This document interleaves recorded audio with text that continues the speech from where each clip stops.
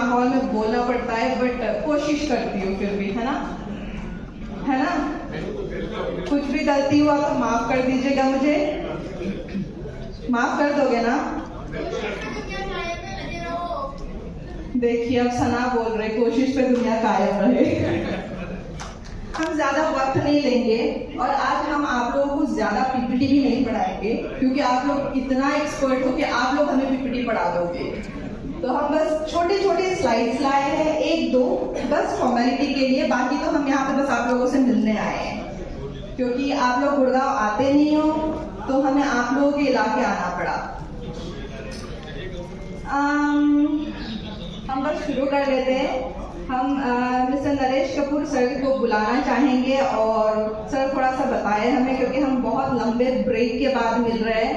And we are back. अब हिंदी में कैसे बोलेंगे इसको? हम वापस आ गए हैं। Sir ji please.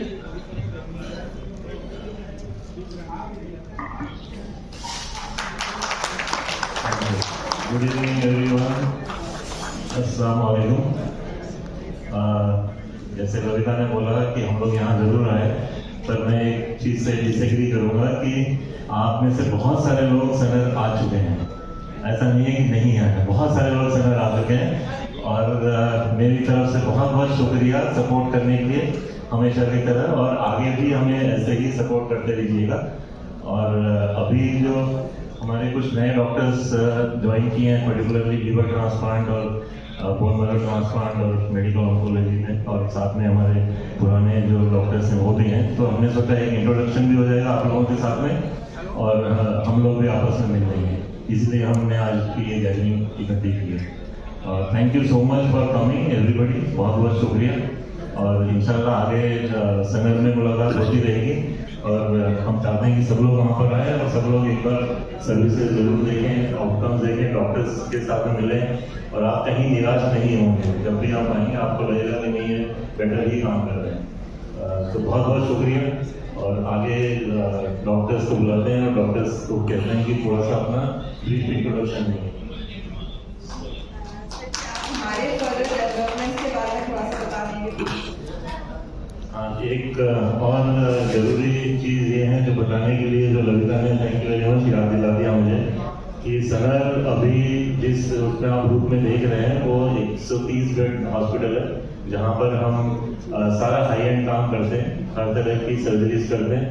और अभी हम उसको एक्सपांशन में लेके जा रहे हैं। नेक्स्ट 1.5 ईयर में आप देखेंगे कि उसको हमने 200 बेड का हॉस्पिटल बना रहे हैं उसको, और उसमें रेडिएशन भी ऐड करेंगे, बंकर ऐड करेंगे और साथ में उसमें हम रोबोटिक सर्जरी भी ऐड करने वाले हैं। इसके अलावा रिसेंट डेवलपमेंट हमारी ये है कि हमने एक अमेरिकन एक्रेडिटेशन एजेंसी है जिससे हमने अपना एक्रेडिटेशन कराया है हॉस्पिटल का, जो पूरे गुड़गांव में या दिल्ली एनसीआर में फर्स्ट हॉस्पिटल है जिसने अमेरिकन एजेंसी से ये एक्रेडिटेशन कराया है। So please thank you. बस अब हम अपने सारे डॉक्टर्स को बुलाएंगे, इकट्ठे बुलाएंगे, एक साथ बुलाएंगे, ताकि सब एक साथ दिखे कौन क्या कर रहे हैं हमारे यहाँ पे शालवी सनर में। End of course 1-on-1 interaction होंगे, क्योंकि आज हम ज़्यादा पढ़ेंगे नहीं। आई हेट स्टडीज, हम पढ़ेंगे जरूर नहीं, तो हम ज़्यादा 1-on-1 इंटरेक्शन करेंगे। पहले हम बुलाना चाहेंगे doctor Satyendra Katewa, doctor Shailendra, doctor Archit, doctor Jham, sorry मैं कैसे भूल सकती हूँ, सॉरी, उम्र का तकाजा है, सॉरी चला गया भाई, एक्सेप्ट नहीं करा उम्र का तकाजा वाला लाइन, सॉरी अभी भी हम 16।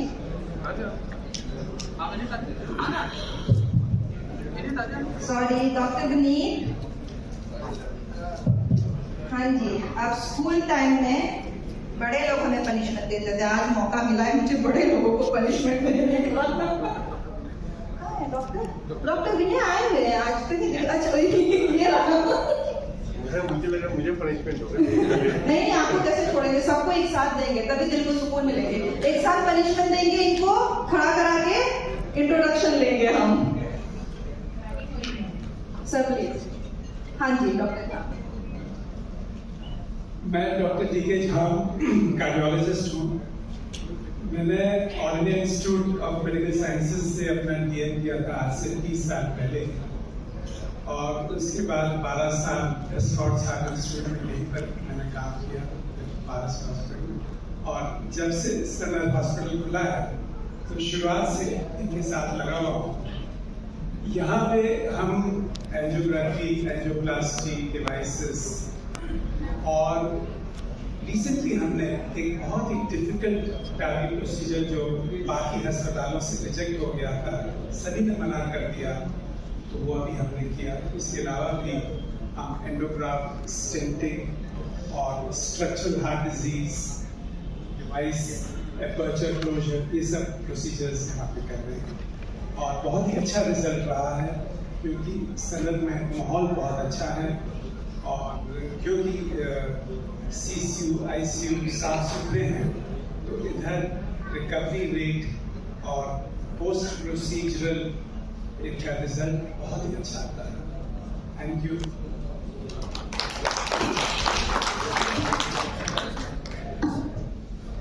नमस्कार, मैं डॉक्टर सत्येंद्र कटेवा हूँ। दिल्ली में मेरी जर्नी कुछ 2009 से BL कपूर हॉस्पिटल से चालू हुई थी। वहाँ पे हमने हेमेटोलॉजी, बोन मैरो ट्रांसप्लांट चालू किया था। वहाँ से फिर मैं कनाडा गया, then from Canada I went to USA। फिर USA से आने के बाद में फिर मैं फिर से एक बार US गया, हार्वर्ड जेनेटिक एडिटिंग का काम किया। फिर वापस मैंने इंडिया में आके, आप लोग जो बोन मैरो ट्रांसप्लांट जानते हैं या अपने पेशेंट का करवाया है, फिर 50% मैच ट्रांसप्लांट मैंने इंडिया में आके चालू किए। 50% मैच ट्रांसप्लांट का मतलब है कि जिनको 100% मैच डोनर नहीं है। और फिर उसके बाद में मेरा घर जयपुर में है, तो आई वेंट देयर। मेरे पिताजी की थोड़ी तबीयत ऊपर नीचे रहती थी। अब कपूर साहब ने मुझे वापस बुलाया है यहाँ पे, तो आपकी सेवा में हाजिर हैं। कुछ भी जिस किसी भी चीज में बोन मैरो ट्रांसप्लांट, हेमेटोलॉजी, बच्चों के कैंसर, एडल्ट कैंसर, किसी भी चीज में आपको जरूरत हो, आप हमारे पास आ सकते हैं। आज हमने आपको, जब मैं पहली बार US से आया था तो मैंने इंडिया में 50% मैच ट्रांसप्लांट भी किया था। अब हम कुछ 2 नई चीज हमने चालू की है दिल्ली NCR में, जो होती नहीं है। The 2 new things we have started. One is 50% match transplant. There is a special subtype. We call it German method of 50% match transplant. तो 50% मैच ट्रांसप्लांट का एक स्पेशल सब टाइप होता है, जर्मन मेथड। उसमें आउटकम बेटर होता है, so that is a good outcome. We call it PCR, alpha beta depletion. So वो भी मैंने इंडिया में आके चालू किया था, बट समहाउ दिल्ली NCR में ज्यादातर हॉस्पिटल वो करते नहीं है, because it's a more technical. So उससे आपके पेशेंट्स, कुछ एक पेशेंट्स में आउटकम 10 से 15% बेटर हो जाते हैं। दूसरा जो हमने जो चीज सनल में चालू करी है वो है CAR-T सेल। अब CAR-T सेल क्या होता है कि कुछ ब्लड कैंसर के पेशेंट और कुछ नॉन हॉजकिन लिम्फोमा के पेशेंट किसी भी ट्रीटमेंट को रेस्पॉन्ड नहीं करते। आप कुछ भी कीमो दीजिए, फर्स्ट लाइन दीजिए, फिर एक और लाइन दिया, फिर तीसरी लाइन दिया, तो डोंट रेस्पॉन्ड। तो अब हमने एक स्पेशल ट्रीटमेंट चालू किया है जिसमें पेशेंट की सेल्स हम लोग निकालते हैं और उन सेल्स को लैब में ले जाके मॉडिफाई करते हैं। सो कोई भी कैंसर जब किसी ट्रीटमेंट को रेस्पॉन्ड नहीं करता होता है, तो बिकॉज जो कैंसर को मारने वाली सेल्स और कैंसर होता है उनमें दोस्ती हो जाती है। तो उन सेल्स को, पेशेंट की सेल्स को ही निकालते हैं, then we take them to lab. Lab में ले जाकर उनको स्मार्ट बनाते हैं कि वो कैंसर को पहचान के मार सके। इसे CAR-T सेल कहते हैं। और 10 में से 9 पेशेंट में जिसमें कोई भी कीमो काम नहीं कर रही है, CAR-T सेल देने से वो पेशेंट में डिजीज कंट्रोल हो जाती है। अमेजिंग ट्रीटमेंट है। और यदि उस पेशेंट के अंदर टॉलरेंस है, fitness is there, then once the disease is control, हम ट्रांसप्लांट भी कर सकते हैं। तो जिस पेशेंट में 100% कोई रेस्पॉन्स नहीं आ रहा था, यदि हम सिर्फ CAR-T सेल करते हैं तो 40 से 50% पेशेंट हमेशा के लिए ठीक हो जाते हैं, जो 100% मरने वाले थे। और यदि CAR-T सेल के बाद में हम ट्रांसप्लांट कर पाते हैं तो वो 70 से 80% पेशेंट हमारे के लिए ठीक हो जाते हैं। तो वो अब हमने सनार में चालू किया है। आपको यदि कोई national patient, international patient leukaemia और नॉन हॉजकिन लिम्फोमा का बी सेल सब टाइप, यदि आपके पास कोई पेशेंट है जो किसी भी चीज को रिस्पॉन्ड नहीं कर रहा है, no response, kindly bring that patient to us, there is a hope and we can do something about that patient. And ऐसे ही 50% मैच ट्रांसप्लांट थोड़ा सा महंगा है रूटीन से, but outcomes are 10 to 15% better. So with this now thank you very much for coming. कुछ भी जरूरत लगे please come, we are there to help you. Thank you. अस्सलाम वालेकुम and very good evening. I think आप लोगों में से काफ़ी लोगों ने हमारे साथ पहले ही काम किया हुआ है, तो जिन लोगों ने नहीं किया उनके लिए मैं अपना शॉर्ट इंट्रोडक्शन दे देता हूँ। मेरा नाम डॉक्टर शैलेंद्र लालवानी है और मैं liver transplant and hepatobiliary surgeon हूँ। और लिवर ट्रांसप्लांट में हम लोग सारी वैराइटीज़ करते हैं, living donor, deceased donor, adult, paediatric, combined liver kidney, ABO incompatible, liver transplant in liver cancers also. और इसके अलावा हम सारा हेपेटोबिलियरी पैंक्रेटिक सर्जरी करते हैं। हमारा सक्सेस रेट अगर आप देखेंगे तो इट्स अराउंड 95%। काफ़ी लोगों ने काम किया हुआ है, शफीक है, इज़हार है, बहुत से लोग हैं, और किसी न किसी की टीम ने किया हुआ, किसी ने इंडिविजुअली किया हुआ। तो हमारा लिवर ट्रांसप्लांट में success rate is very good और सारी वैरायटी हम करते हैं ट्रांसप्लांट की, तो कोई भी ऐसा नहीं है जो ट्रांसप्लांट हमने नहीं किया हो आज तक। तो मेरी एक रिक्वेस्ट है, जिन्होंने नहीं किया है वो भी प्लीज़ अपना एक बार एक्सपीरियंस हमारे साथ लें। Thank you sir. हमारी टीम का टोटल एक्सपीरियंस 2000 ट्रांसप्लांट से ऊपर का है और हमने काफ़ी कॉम्प्लिकेटेड केस जो कई सेंटर्स ने रिफ्यूज़ कर दिए थे वो भी किए हैं और सक्सेसफुली किए हैं। तो एक बार आप आएंगे तो डेफिनेटली आपका एक्सपीरियंस अच्छा रहेगा। Thank you sir. नमस्ते, मेरा नाम डॉक्टर विनय कुमार शॉ है और मैं मिनिमल एक्सेस सर्जन हूँ, तो इसको छोटा ही रखूँगा मिनिमल एक्सेस, क्योंकि हमारे 90% पेशेंट्स 1-2 दिन में ही घर चले जाते हैं। जैसे कोई आपको पता होगा, जैसे वी आर पैरेटिक सर्जन, जैसे लेप्रोस्कोपी से हमारा काम होता है 99%, and 99% of the patients go home. Do know me, आप लोग बहुत लोग जानते होंगे, हमारा रिजल्ट आपके पास ही होंगे। तो टचवुड हमारे जब से हमने सेंटर ज्वाइन किया, उसके पहले मैं मेदांता में था almost 4 years, GI surgery, minimal access और पैरेटिक सर्जरी में, और उसके भी पहले आपके बगल में ही एशिया का सबसे बिजी हॉस्पिटल सफदरजंग हॉस्पिटल में मैंने 3 साल सीनियर रेजिडेंसी और टीचिंग भी करा था। So we have lot of experience हमारे साथ है। तो मिनिमल एक्सेस सर्जरी को मैं और इसको ज़्यादा लंबा नहीं करूँगा। आपका छोटा सा ही सहयोग चाहिए और हमारे लिए बहुत बड़ा सहयोग होगा और आप लोग से मिलते रहेंगे। Thank you. अस्सलाम वालेकुम, मैं डॉक्टर अर्चित पंडित हूँ, मैं कैंसर सर्जन हूँ। डॉक्टर विनीत हैं, ये भी हमारी टीम से हैं, he is also senior consultant in cancer surgery. हमारा surgical oncology department head to toe सारी कैंसर सर्जरीज करता है। डिफरेंट कंसल्टेंट्स अलग स्पेशलिटी के हैं। अच्छी बात यह है कि हमारा एक ही मोटो है और वो है quality of surgeons, quality of medical oncologist. हमारी पूरी टीम, चाहे वो मेडिकल ऑन्कोलॉजी के हो, चाहे वो सर्जिकल ऑन्कोलॉजी के हो, सबके सब all India institute of medical sciences से हैं, सबने वहीं से ही ट्रेनिंग करी है। So that is the most important thing जो आप एक टीम में देखते हैं कि आपको अपने पेशेंट्स के लिए अच्छी क्वालिटी केयर चाहिए। Second, quality hospital. मैं इसलिए नहीं बोल रहा क्योंकि मिस्टर कपूर और मिस्टर नवदीप सामने बैठे हैं, बट ऑनेस्टली मैंने एम्स के बाद BL कपूर 2011 से 13 तक, उसके बाद 9 साल मैक्स, 2 साल साकेत, 7 साल मैक्स शालीमार बाग में काम किया है। यहाँ के रूम्स बड़े हैं, यहाँ पे एक नर्स 2 पेशेंट से ज़्यादा नहीं देखती है। मैं जब किसी और हॉस्पिटल में था तो वहाँ पे एक नर्स कम से कम 7 से 8 पेशेंट देखते थे। मैं नाम नहीं लूँगा किसी भी हॉस्पिटल का। So the quality of care is very good. हमने पिछले 2 साल में लगभग 800 से ज़्यादा सर्जरीज करी और हमारा डेथ अभी एक ही पेशेंट में हुआ है। So out of so many patients, इतने सारे पेशेंट्स हमने किए हैं, तो हमारा मोर्टेलिटी बहुत कम है। और ये इसलिए नहीं है कि हमने अच्छी सर्जरी करी, इसलिए है क्योंकि हॉस्पिटल का ओवरऑल केयर अच्छा है, आईसीयू केयर अच्छा है, ओटी केयर अच्छा है, वार्ड केयर अच्छा है। ये दो क्वालिटीज सबसे इम्पोर्टेंट हैं एंड यही दो हम आज आपके सामने लेकर आए हैं। कई पार्टनर्स हैं जिन्होंने हमारे साथ काम किया है। शायद बहुत ऐसे केसेस भी किए हैं हमने जो बहुत बड़े हॉस्पिटल्स ने भी रिफ्यूज कर दिए थे।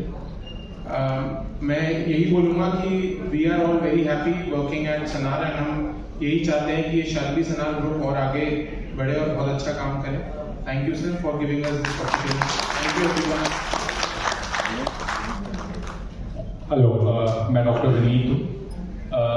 आई थिंक सर ने सब कुछ बोल ही दिया है, बट मैं कुछ चीज़ें ऐड करना चाहता हूँ कि जैसे हम लोग ऑर्गन वाइज प्रैक्टिस करते हैं, जैसे सर जीआई सर्जरीज करते हैं, मैं थोरेसिक सर्जरी करता हूँ, मैं राजीव गांधी हॉस्पिटल जो रोहिणी में है वहीं से कैंसर सर्जरी इन लंग्स में ट्रेन हूँ। तो हमारा बाकी चीज़ें तो है ही है, उसके साथ जो इम्पोर्टेंट हमारा जो बेनिफिट या फिर हमारा जो स्पेशलिटी है वो है लैप्रोस्कोपी। तो हम कैंसर में भी सारी सर्जरीज लैप्रोस्कोपिकली अटेम्प्ट करते हैं, चाहे वो लंग हो, चाहे इजोफेगस हो, चाहे वो इंटेस्टाइन की, रेक्टम, स्टमक। सो पेशेंट को एक एडिशनल एडवांटेज यही है कि रोबोटिक सर्जरी बहुत ज़्यादा कॉस्टली है, पेशेंट को बहुत एडिशनल कॉस्ट मिलता है, वो भी अच्छी है, लेकिन हम उसी कॉस्ट को कम करके लैप्रोस्कोपी में सेम रिजल्ट्स एट प्रेजेंट हमारे हॉस्पिटल में दे सकते हैं। सो जस्ट यही एक मेन एडवांटेज है जो ओपन सर्जरी से अलग है। और सेकेंडली एथिक्स बहुत इंपॉर्टेंट है। बहुत सारे हॉस्पिटल, हमारे जो प्रिंसिपल हैं, आप कभी भी हमारी ओपीडी में आएंगे तो वी ऑलवेज टेल कि हम क्या गाइडलाइंस फॉलो करते हैं, क्या हम प्रिंसिपल्स फॉलो करते हैं। हर चीज को करने का एक तरीका है, ये नहीं कि क्या हम कुछ भी कर सकते हैं, नहीं, एक अमेरिकन सिस्टम है जो हम फॉलो करते हैं। आप लोग जो हमारी ओपीडी में आएंगे आपको पता चलेगा, हम एक प्रॉपर चार्ट दिखाते हैं। So ethics is most important और second is laparoscopy which is the speciality. So just आपसे एक रिक्वेस्ट है कि just give us a try, एक बार आके देखिए हमारी सर्विसेज, हमारा एक्सपीरियंस लेके देखिए। I think you will be very happy. Thank you. Thank you so much doctors. हमारे सारे सर्जन्स के लिए एक जोरदार से तालियां हो जाए। इसको जोरदार बोलते हैं क्या? इसको जोरदार तालियां बोलते हैं? सारे सर्जन्स, सारे डॉक्टर्स के लिए सॉरी, गलती, थोड़ा कम पढ़ाई लिखाई करा हमने। जोरदार तालियां हो जाए प्लीज, और जोर से, और जितना ताकत है सारा लगा के। Thank you doctors, please have a seat. हम अभी कुछ एक मशीन्स देखेंगे डॉक्टर शैलेंद्र के पास, डॉक्टर कटेवा के पास, पता नहीं कुछ बोल रहे थे, जर्मन मशीन है, I don't know what exactly it is. तो हम देखते हैं क्या मशीन है, वो जर्मन मशीन है, जर्मन थेरेपी है, वो तो हम देखते हैं। फटाफट से, ज्यादा नहीं पढ़ेंगे, आई प्रॉमिस, पकड़ लिया है मैंने, आई प्रॉमिस, ज्यादा नहीं पढ़ेंगे, बस 2 स्लाइड्स। और एक बात, मेरे को आप सबके साथ यहाँ फोटो लेना है प्लीज। इसको बड़ी मुश्किल से बनवाया है मैंने, बड़ी मुश्किल से बनवाया है। आप सब लोग आज घर नहीं जाओगे जब तक आप फोटो नहीं खिंचवाओगे आप लोग। प्रॉमिस?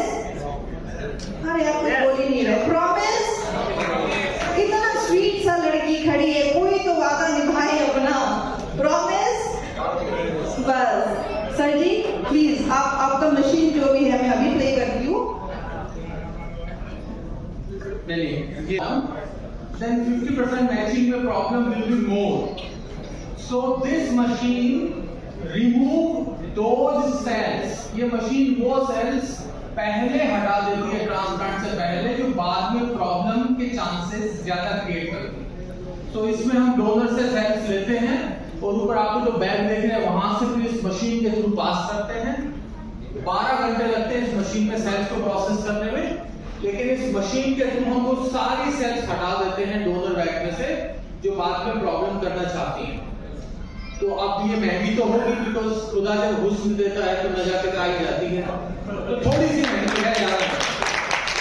है ना। बाकी ट्रांसप्लांट आपका 50% 30-32 हजार में होगा, तो ये कुछ उसमें 12, 13, 14 हजार डॉलर एक्स्ट्रा इस प्रोसेस का है, बाकी और कोई एक्स्ट्रा खर्चा नहीं है। बट इसका आउटकम इज 10 to 15% बेटर। सो कोई भी ऐसा पेशेंट जो हाई रिस्क होता है 50% में ट्रांसप्लांट करना है। देयर आर फ्यू डिजीज जिसमें जरूर करना चाहिए। अब दूसरी चीज जो कपूर साहब ने बहुत पीछे पड़ के चालू करवाई है, इसे कहते हैं CAR-T सेल। तो ये प्रोसेस है जो मैंने आपको बताया है। इसमें पेशेंट आता है, पेशेंट की सेल्स हम लोग ब्लड बैंक में इकट्ठी करेंगे, वो सेल्स फिर लैब में जाती हैं। 2 हफ्ते लैब में उन सेल्स पे हम काम करते हैं, उन सेल्स को स्मार्ट बनाते हैं, फिर वो वापस हमारे पास हम पेशेंट के पास लेके आते हैं और फिर इन्फ्यूज करते हैं। इसे हम CAR-T सेल कहते हैं। और आज अपन मिल रहे हैं और भगवान करे कि बड़ा जल्दी जल्दी मिलते रहे आने वाले टाइम में।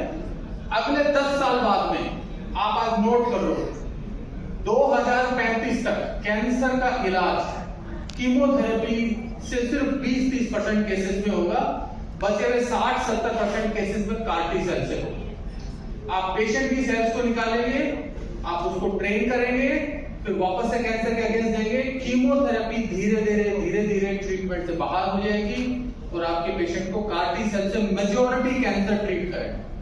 तो इसलिए हमने सोचा है 2 चीज हमने फिर से दिल्ली NCR को गिफ्ट करी है, तो आपको बता दें। Thank you very much guys, thank you. Thank you doctor कचेवा।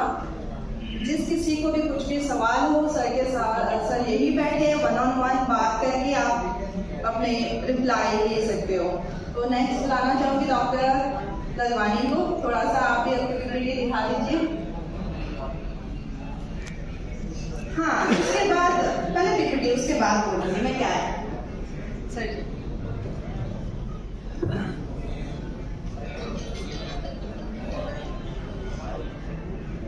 Transplant procedure होता है वो तो कॉम्पेटिबल ट्रांसप्लांट होता है, लेकिन आजकल बहुत सारे केसेस ऐसे आते हैं जिसमें ब्लड ग्रुप फैमिली से मैच नहीं करता है किसी का, तो हम लोग एबीओ इनकॉम्पेटिबल ट्रांसप्लांट करते हैं उसमें। पहले अगर आप देखोगे 7-8 साल पहले इसका सक्सेस रेट बहुत अच्छा नहीं था, लेकिन आज की डेट में काफी डेवलपमेंट हो गए हैं जिसमें प्लाज्मा फेरेसिस, कुछ नई मेडिसिन आई है जिसकी वजह से एबीओ इनकॉम्पेटिबल का success rate is equal to compatible transplant. थोड़ा सा महंगा पड़ता है क्योंकि इसमें पेशेंट को प्लाज्मा फेरेसिस की 2-3 सीटिंग लगती है और कुछ ड्रग्स इनको देनी पड़ती है, लेकिन सक्सेस रेट इक्वल है। तो आज की डेट में अगर किसी के पास मैचिंग डोनर नहीं है, ब्लड ग्रुप मैचिंग, तो ये उनके लिए नई चीज है जिसका success rate is as comparable to ABO compatible transplant. उसके अलावा हम लोग लिवर कैंसर में पहले बहुत सिलेक्टिव केसेस में ट्रांसप्लांट कर पाते थे। आज की डेट में बहुत सारी ऐसी थेरेपीज आ गई हैं जिसमें अगर पेशेंट को लिवर कैंसर है, बड़ा ट्यूमर है, मल्टीपल ट्यूमर्स हैं, तो उसमें हम पेशेंट को पहले उस थेरेपी से डाउनग्रेड करते हैं ट्यूमर को और फिर उसका ट्रांसप्लांट करते हैं 2 से 3 महीने बाद जब वो एक क्राइटेरिया में पहुंच जाता है। तो ये एक नई चीज है। इसके अलावा जो नई चीज आजकल आई है कोलेंजियोकार्सिनोमा, जो कैंसर्स होते हैं वाइल्ड टाइप के, उसमें कई बार वो एडवांस ट्यूमर होते हैं तो हम रिसेक्ट नहीं कर पाते हैं, हालांकि पहली प्रायोरिटी उसमें रिसेक्शन की है, लेकिन अगर आप वो पेशेंट रिसेक्टेबल नहीं है तो पहले हम उसको कीमो रेडिएशन देते हैं, 3 महीने वेट करते हैं, और पेशेंट का अगर डिजीज रिग्रेस होता है या एक्सपायर नहीं करता है तो हम ऐसे पेशेंट में ट्रांसप्लांट सजेस्ट करते हैं और इसका सक्सेस रेट भी देखोगे आप तो काफी अच्छा है आज की डेट में। उसके अलावा हमारी टीम का, जैसे मैंने आपको बताया, हमारी टीम का एक्सपीरियंस 2000 से ज्यादा ट्रांसप्लांट किए हैं हमने। सक्सेस रेट 95% है। हमारा 1 ईयर सर्वाइवल इज अराउंड 92%।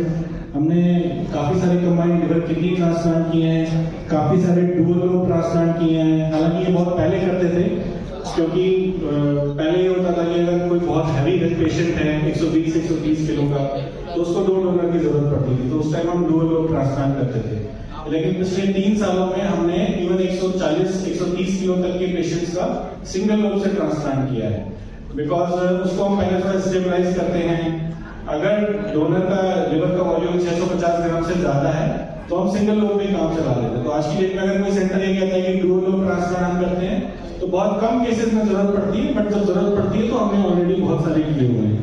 उसके अलावा हमने स्वैप ट्रांसप्लांट किए हैं, हमने रीट्रांसप्लांट किए हैं, हम एडल्ट पीडियाट्रिक जैसे मैंने बताया दोनों करते हैं। हमने सबसे छोटा बच्चा जो किया है 4.5 महीने का किया हुआ है जिसका transplant.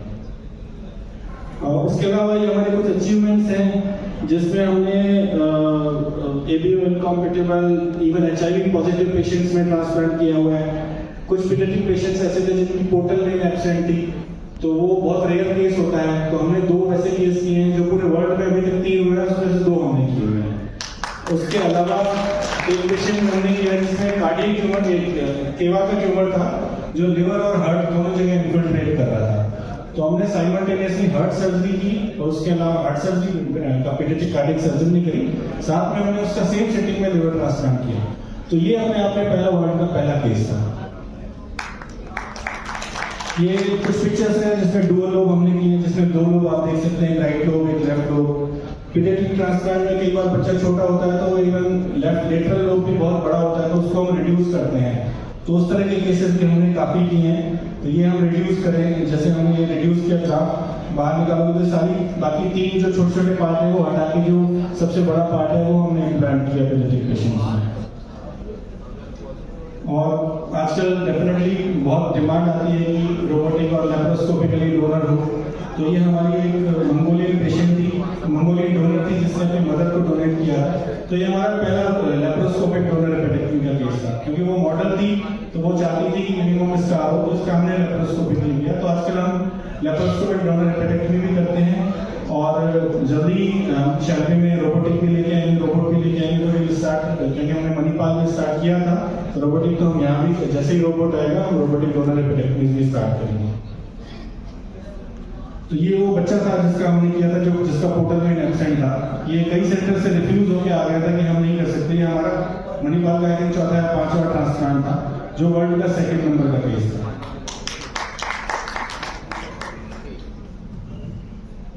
Thank you so much. Thank you so much sir. क्या आप लोग अभी भी हमारे साथ हैं? यस। सिर्फ नाजिम बोल रहा है यस। ये सोच रहे मैं यस नहीं बोलूंगा, कल मेरे को पड़ेगा अस्पताल में, यस मैं ही बोल देता हूँ। हम सब हैं एक साथ। यहाँ पे जब भी हम शाहीन बाग, ओखला, बटला हाउस जाते हैं तो हमें पता है कि हम किसके शहर आए हुए हैं। सारे लोग यहाँ पे क्या बोलते हैं इसको, शायरी बोलने वाले को क्या बोलते हैं? शायर है। हम बुलाना चाहेंगे जाहिद को, जो गजल गाते हैं तो शायरी। जाहिद प्लीज। और मैं ये चाहूंगी जाहिद के पीछे जाहिद नंबर 1 2 3 4 रेडी हो जाइए प्लीज। कबूल है?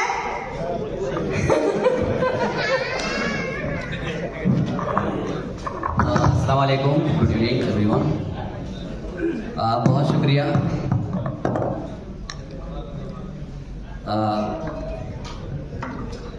आपने मुझे बुलाया, और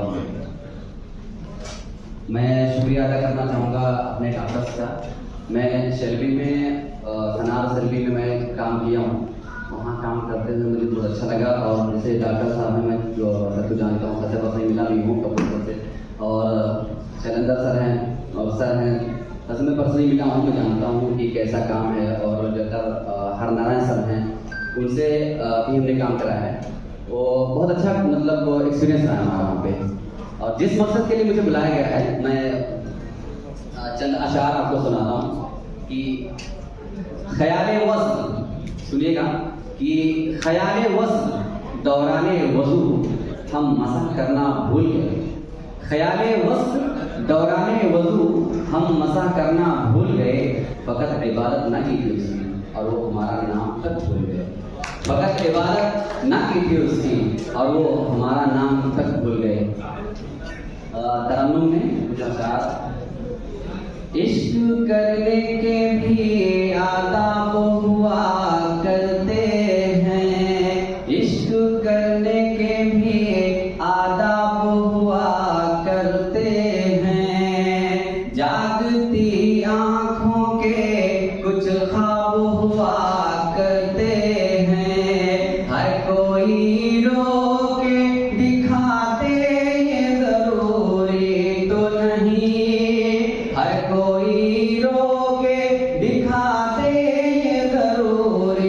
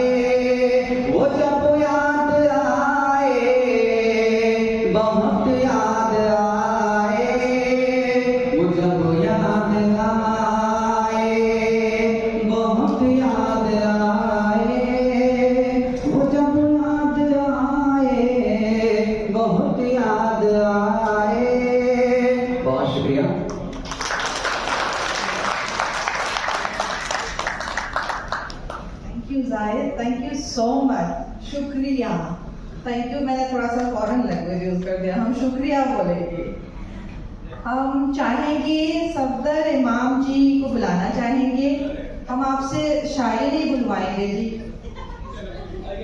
सफदर इमाम जी, हम आपसे शायरी नहीं बुलवाएंगे, ना ही गजल बुलवाएंगे। बस ये पूछना चाहेंगे आपका एक्सपीरियंस हमारे साथ कैसे रहा। लीडर है लीडर।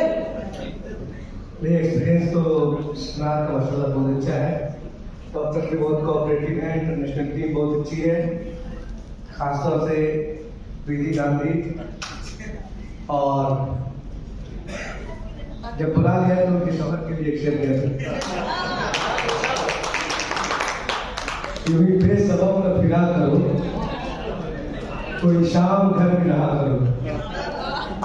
सुन लो गौर से, यूं बेसबब न फिरा करो, कोई शाम घर में रहा करो।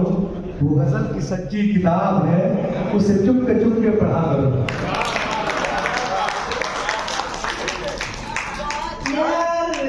अनफेयर, विशाल, गलत। मेरे लिए कोई ऐसा शेयर नहीं गा रहा है, कौन करेगा मेरे लिए ऐसे? क्या कोई है यहाँ पे? विशाल की बीवी बोल रहे हैं ऐसे, मैं क्या करूँ तुम्हारे इससे? कोई मेरे लिए गाने वाले हैं ऐसे गजल या शेर? नो बोल रहे, बच्चे भी नो बोल रहे, तो फिर तो नो ही है यार। मैं जिया जी को बुलाना चाहूंगी। जिया जी, मैं आपसे भी नहीं शेयर बुलवाऊंगी, लेकिन आप किसी को चाहते हो, जैसे किसी को अगर बहुत पसंद करते हो तो आप शेयर बोल सकते हो। जिया जी, नहीं कोई बात नहीं, शेयर बोलना ही नहीं है, बस एक्सपीरियंस बोलना है। हाँ, देखिए मुझे कोई शेर शायरी आती नहीं है। मैं सिर्फ सनार के साथ अराउंड 1 साल से काम कर रहा हूँ, और मोस्टली बिजनेस मेरा यही रहा है, खास करके टीकेआर का, प्लस और भी बिजनेस दिए हैं यहाँ पे, लेकिन सबसे ज़्यादा मैंने टीकेआर करा है। और मैं जितने हॉस्पिटल में 10 साल में किया हूँ, उतना मैंने यही 6 महीने में किया है टीकेआर में, और बहुत ही कम्फर्टेबल। जितना मैं कम्फर्ट हूँ यहाँ काम करने में, और कहीं कम्फर्ट नहीं हूँ। इवन तो मैंने अपनी सर्जरी में ही कराई है। नहीं टीकेआर नहीं, हमने अपनी सर्जरी कराई, इसके गॉलब्लैडर रिमूवल की। डॉक्टर उन्होंने किया है, डॉक्टर अर्चित पंडित इन्होंने किया है। Thank you ma'am.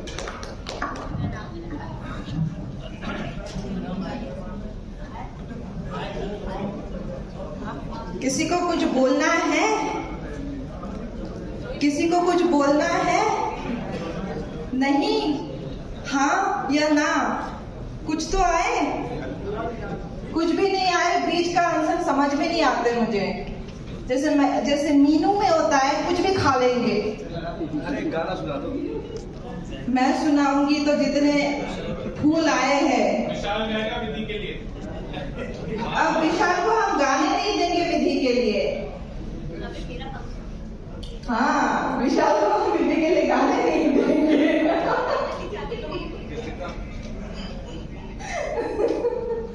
तो ठीक है, हम ज्यादा टाइम नहीं लेंगे। हम नवकरण सर को रिक्वेस्ट करना चाहेंगे कि थैंक यू नोट दे दे हमें। सब यहाँ पे बैठे हैं, एंड देन हम डिनर के लिए चलेंगे।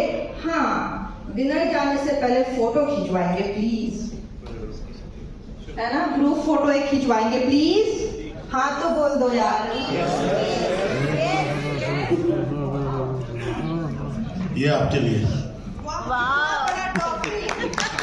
बोल रहे थे ना, कोई मेरे लिए गाएगा, कोई मेरे लिए कुछ बताएगा। सर एक आप ही हो और कोई नहीं। नहीं सब लोग आपके साथ में शुरू से बोल रहे हैं, होना ही पड़ेगा, कहाँ जाएंगे। मैं आप सब लोगों का बहुत बहुत शुक्रगुजार हूँ कि आप लोग आए हैं, इतनी तादाद में हैं। और हम लोग शैलबी सनार हॉस्पिटल में कोशिश करते हैं कि हम पेशेंट को ट्रीटमेंट उस तरीके से दें जिस तरीके से मेडिकल ट्रीटमेंट एथिकली देनी चाहिए। पेशेंट के रिलेटिव्स का, जो पेशेंट के जो साथ में लोग आते हैं, अटेंडेंट आते हैं, उनका पूरा ख्याल रखा जाए। और जो सबसे इम्पोर्टेंट चीज़ है कि पेशेंट की रिकवरी अच्छी हो और उनको ट्रीटमेंट वर्ल्ड क्लास मिले। सो मैं आपको यही कहना चाहूँगा कि यही हम कंटिन्यू करेंगे, यही हम आगे भी बढ़ाएंगे, हॉस्पिटल भी और आगे बढ़ेगा, टेक्नोलॉजी भी और आएगी, और अगर आप लोगों का सबका साथ रहा तो और भी शैल्बी सनार के हिसाब से और भी शैल्बी के हॉस्पिटल दिल्ली एनसीआर में आएंगे। तो आप सब लोगों का सपोर्ट चाहिए। Thank you so much for coming. Thank you doctor, thank you sir, thank you Lalita and thank you everyone. अभी फोटो सो सब लोगों को रिक्वेस्ट है कि आप प्लीज आ जाइए। हाँ जी please, I am the photographer. आइए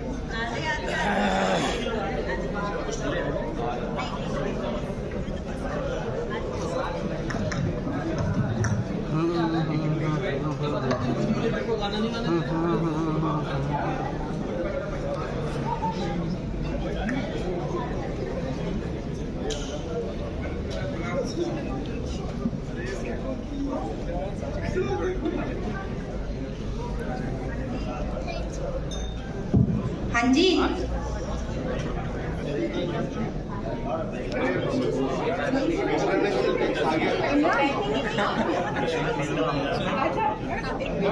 सोफा लगवाने क्या फोटोग्राफर सोफा लगा दिया जाए।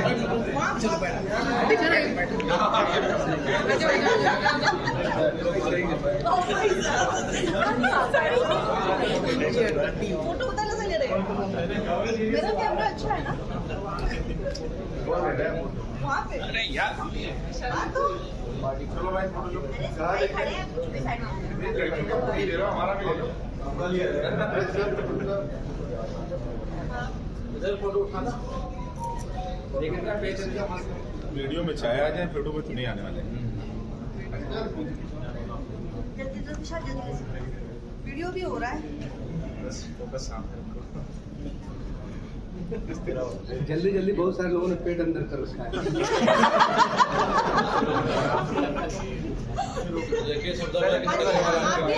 आप भी आ जाइए।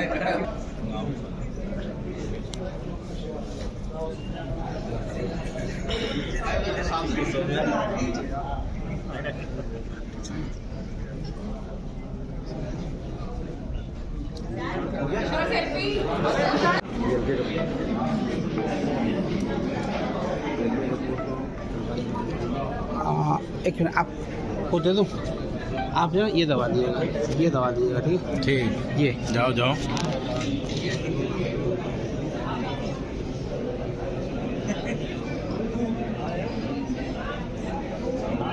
हो गए हो गए।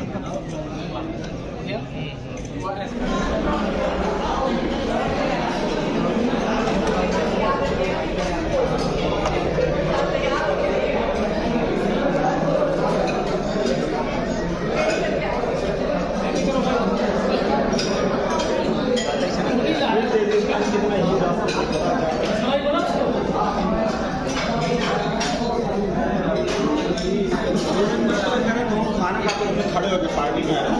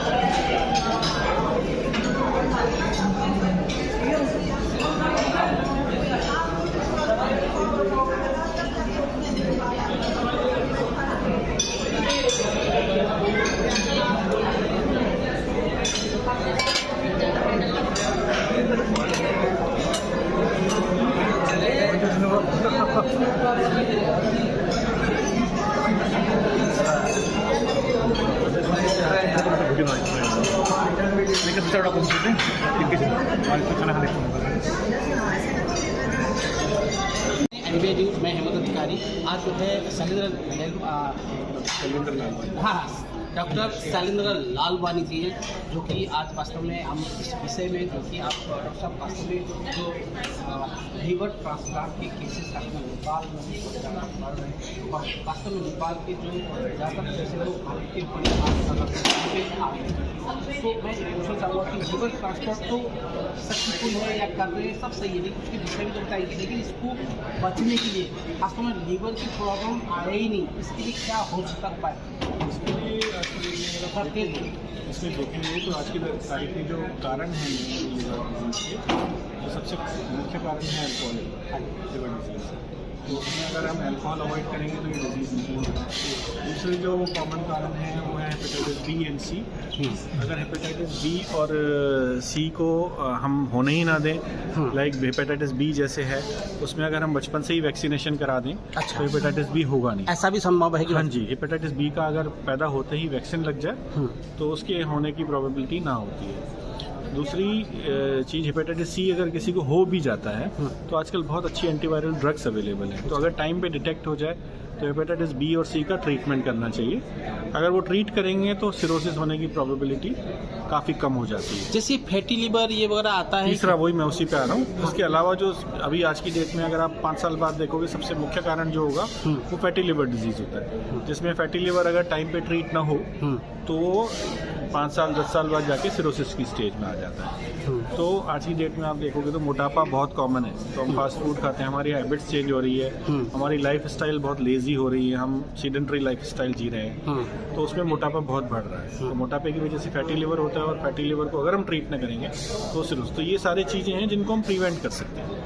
और ये कि जैसे लिवर ट्रांसप्लांट जो देते डोनेट करते हैं, उनके विषय में जैसे होता है ना कि डोनेट करें तो क्या सा है जो डोनेट करने वालों के लिए बता दें? तो डोनर अगर है तो उसको ब्लड ग्रुप मैच होना चाहिए। हालांकि आजकल हम मिस मैच वाले नहीं, जो डरते हैं डोनर करने के बाद उसके क्या सिम्टम है? जो नहीं, डोनेट करने के बाद कोई प्रॉब्लम नहीं होती, क्योंकि डोनर अगर आता है हमारे पास तो उसके बहुत सारे टेस्ट करते हैं, और डोनर अगर फिट होता है तो ही हम उसका लिवर लेते हैं, नहीं तो अगर नहीं, जैसे वो कहते हैं लिवर जैसे डोनेट करने पर कोई फर्क नहीं पड़ता जैसे कहते हैं, तो डोनेट अगर करेगा तो अगर वो हम तभी लेते हैं पहली चीज़ कि जब वो डोनर फिट होता है। अगर वो फिट है और उसका हमने डोनेट आधा लिवर ले लिया पेशेंट के लिए, तो उसकी लाइफ पे कोई फर्क नहीं पड़ता है, वो बिल्कुल नॉर्मल लाइफ जीता है। डॉक्टर साहब एक और पूछूंगा कि नेपाल की जो पेशेंट है उनको यहाँ पे लिवर ट्रांसप्लांट में क्या प्रावधान है?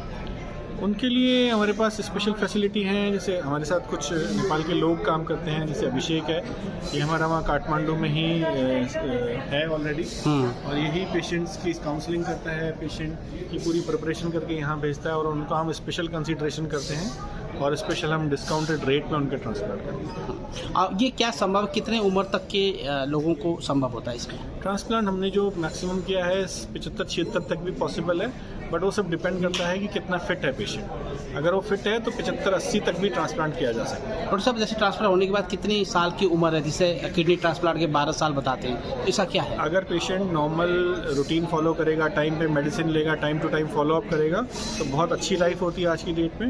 इनिशियल कुछ मंथ्स जो होते हैं वो बहुत क्रिटिकल होते हैं, वो अगर पेशेंट सही फॉलो करता है तो आज की डेट में ट्रांसप्लांट के बाद लाइफ काफ़ी अच्छा है। बहुत बहुत बढ़िया। और बाकी जो जैसे हमारे भारत में भी बहुत सारे प्रवासी के साथी हैं, और ये इसी पेशेंट भी होंगे, विश्व में रह रहे और भी देश के जो आना चाहते हैं भारत में, क्या आप उनके सलाह देंगे कुछ किसी टॉपिक पे? नहीं, ट्रांसप्लांट अगर किसी भी इंडिकेटेड है तो मेरी सजेशन ये होती है हमेशा, पेशेंट अगर सही स्टेज में आए, जल्दी आए तो ज़्यादा अच्छा है, एज़ कम्पेयर टू कि पेशेंट अगर सिक हो रहा है और तब आ रहा है, क्योंकि जब टाइम पे आते हैं तो सक्सेस रेट भी बड़ा अच्छा होता है। प्लस हमारा सेंटर इस मामले में पूरी तरह से वेल इक्विप्ड है, टीम बहुत एक्सपीरियंस है, सबका एक्सपीरियंस अच्छा ही रहेगा, तो जिसको ज़रूरत है वो जल्दी से जल्दी आके अपना ट्रांसप्लांट करें। बहुत बहुत धन्यवाद। डॉक्यूमेंट नहीं मिल पाती, ये भी समस्या है। वो